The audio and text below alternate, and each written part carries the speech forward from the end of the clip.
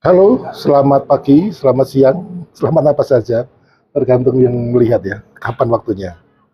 Ini saya dengan Mas Afandi, ya, sahabat saya.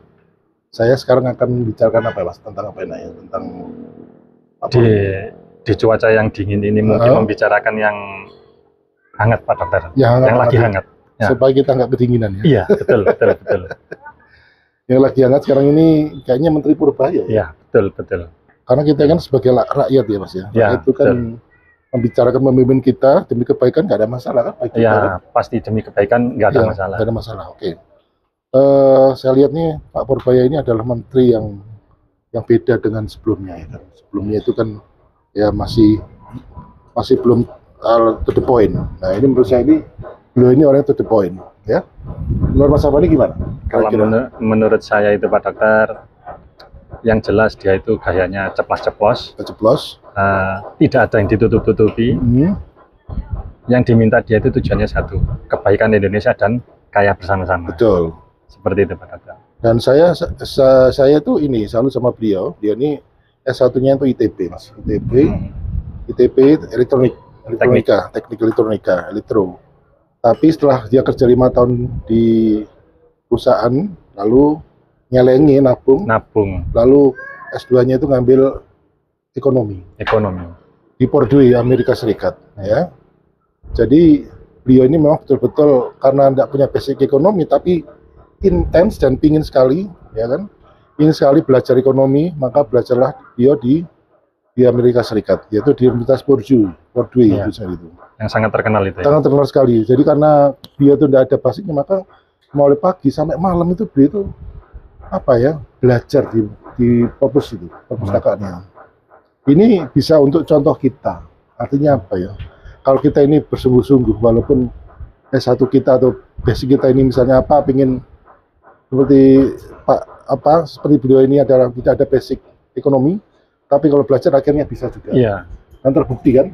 Terbukti. Ya, terbukti bagus. Orang jenius itu. Orang jenius dan mau belajar juga. Ya, betul. Orang jenius tapi kalau nggak belajar ya percuma. Percuma Ya. Jadi udah jenius, mereka mau belajar. Nah, saya rasa Pak Purbaya ini bisa kita unggulkan ya untuk Indonesia ke depan. Ya, saya betul. itu yang penting kalau saya itu yang penting nggak peduli lah siapa lo, yang penting untuk kita bersama. Ya, betul. Intinya pemerintahan Prabowo ini harus kita dukung karena sudah menang kan. Ya, betul. Kita nggak usah melihat ke belakang karena sudah menang dan harus kita dukung. Dan bagaimana caranya agar ke depan Indonesia ini sejahtera, terutama Betul. seperti kita ini, Mas. Ya, betul, betul. Seperti rakyat-rakyat seperti kita, gitu. Ya.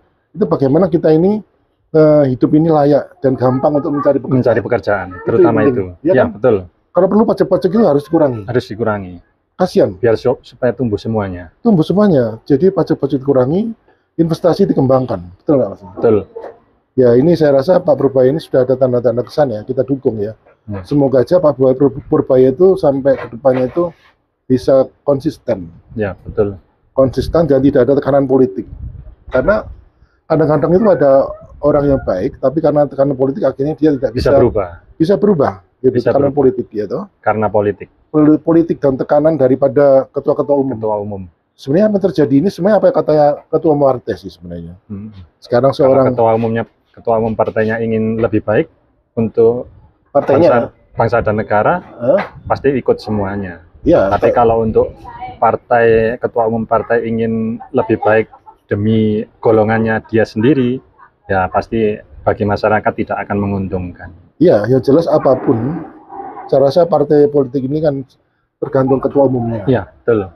Seorang DPR, seorang kadernya yang misalnya jadi presiden, jadi menteri atau jadi kepala daerah, kalau tidak sesuai dengan garis partai, maka dia akan dibuang. Ya, betul. Banyak kejadian, ya. Kata Bambang Pacul benar. Sudah benar. Bambang Pacul itu benar kan? Betul, sangat betul. Dan itu faktanya seperti itu. Faktanya, dan beliau jujur, Bambang Pacul ini. Betul. Kita tidak menutupi siapapun, ya kan? Ya. Yang baik ya kita nilai baik gitu loh. Yang kurang ya harus kita naikkan. Kita sebagai rakyat wajib untuk mengkritik tapi positif, Mas. Betul, harus positif. Harus bijak. Dan juga Pak Prabowo ini, beliau ini adalah kalau dikritik positif dia mau. Yang terpenting kita jangan memfitnah. Betul. Sangat-sangat setuju. Jadi misalnya dia katakanlah sukanya apa namanya, kalau ada orang, oh kamu suka buang air besar di perapatan, enggak ada buktinya, itu termasuk fitnah. Ya, betul. Iya kan? Ya kan, nggak boleh gitu tuh. Memfitnah orang itu nggak boleh gitu loh. Yang jelas tuh kalau misalnya pemerintahnya itu, kamu kalau buang air besar kok di situ, kita kritik nggak masalah. Nggak masalah. Demi kebaikan, demi kebaikan karena untuk bersama dan kebaikan dia juga. Itu sebagai contoh, Mas. Ya, betul. Ya kan, sebagai contoh untuk Indonesia ke depan itu seperti apa. Ya kan? Yang jelas dari kepribadiannya Pak Purbaya ini, dari S1 teknik dan bekerja menabung demi untuk belajar ekonomi, menabung sendiri, itu sudah kelihatan jelas bahwa semangat juangnya untuk perbaikan itu sangat-sangat besar. Ya. Dari situ sudah kelihatan kalau dia itu orang baik untuk berubah yang lebih baik.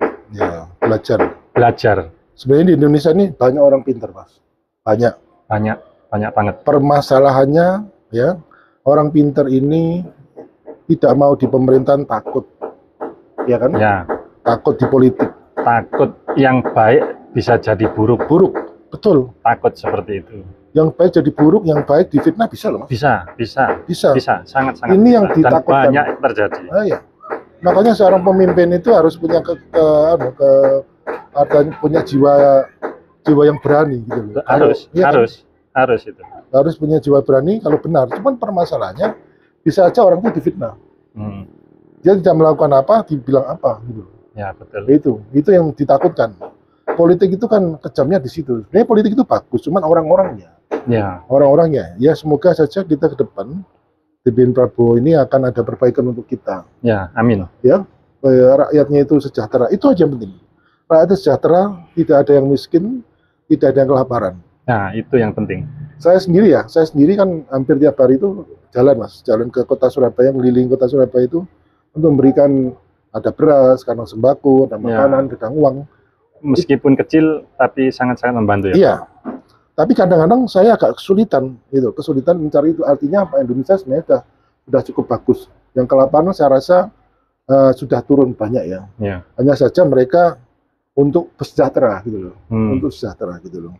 Dan saya membagi-bagikan sesuatu itu bukan nilainya, tetapi pada tidak itu siapa tahu saya membagikan itu ada semangat. Ya, betul. Ada harapan dia itu ke depan ya kan. Waduh, saya semangat. Ternyata ada orang beri, itu akan semangat ya. Dan nomor dua adalah memotivasi yang lainnya. Ya, betul. Ya, saya itu kemungkinan kecil, yang lebih hebat, yang lebih kaya dari saya banyak sekali, Mas. Kalau mereka itu mau membagi-bagikan sesuatu yang lebih besar, ya kan, tidak hanya memberikan sesuatu, katakanlah sembako yang lebih besar, mungkin bisa pekerjaan, dan buat pekerjaan seluas-luasnya itu lebih bagus untuk Indonesia Raya. Iya, sangat-sangat bagus lah. Seperti itu, untuk memotivasi yang lain, yang mempunyai rezeki lebih ya, terutama ya Pak Dokter ya. Iya. Biar semuanya itu bisa terbantu. Betul, bisa terbantu. Intinya kita itu ingin sejahtera bersama, tidak ada yang miskin, ya kan. Nah, kita hanya bisa berharap kepada pimpinan kita, ya, mulai dari RT sampai presiden itu mereka berjuang semata-mata karena untuk menaikkan harkat dan martabat bangsa dan rakyat ya.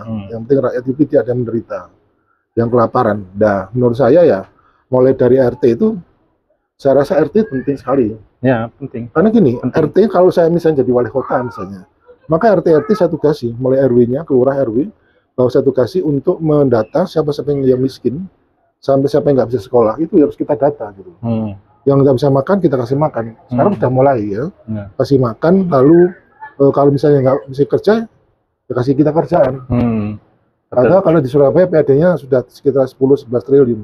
Saya rasa untuk membuat pekerjaan ada lah ya kan peluang untuk itu. Ada. Dan ini sudah Pak Erik sudah berusaha untuk ke sana. Mudah-mudahan semakin lama semakin semakin meningkat.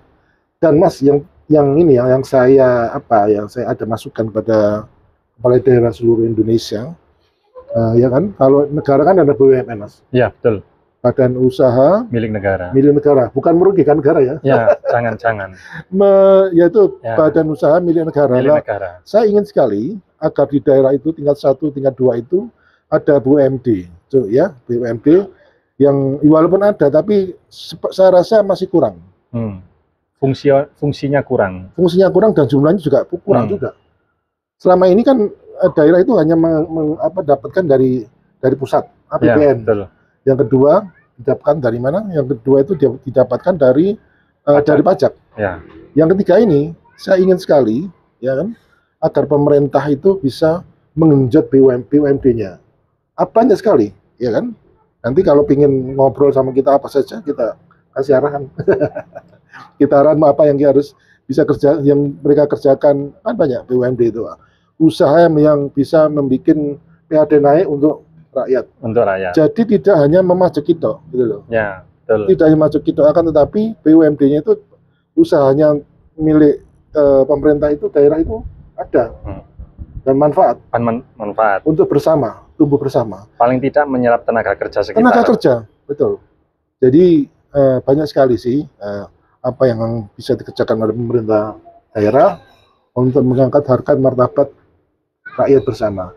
Kalau mulai dari tingkat 2 itu bisa bagus, ya kan, sudah merata, maka saya rasa sampai atas kita akan ini menuju Indonesia emas. Cuman Mas, ada yang saya tanyakan. 2045 kan Indonesia emas. Ya, betul. Cuman saya pengen tanya, selama ini Indonesia emas itu jalannya gimana gitu loh. Mau kemana? Misalnya kita mau ke Malang. Malang kan harus ada yang kita lalui nih, mulai tol langsung bisa atau lewat bawah. Lewat Sidoarjo, Pandaan, ya kan? Ya. Lawang, sebagainya memang. Ya. Itu ada panduannya. Nah ini Indonesia emas itu yang seperti apa sih emas itu? Kan masih subjektif Mas. Ya kan? Ya. Emas itu seperti apa dan caranya bagaimana? Ya, saya ingin meminta kepada arahan kepada dari pemerintah, bagaimana sih Indonesia emas itu? Kita harus ngapain gitu loh? Betul. Ya kan? Nah, sebenarnya sih kita ada juga, cuma nanti kira sombong. Ya. Yang penting 2045 itu bisa menjadi Indonesia emas. Karena hidup ini ada konsekuensi, Mas. Hidup ini ada konsekuensi. Kalau kita pengen ke utara, jangan sampai kita ke selatan.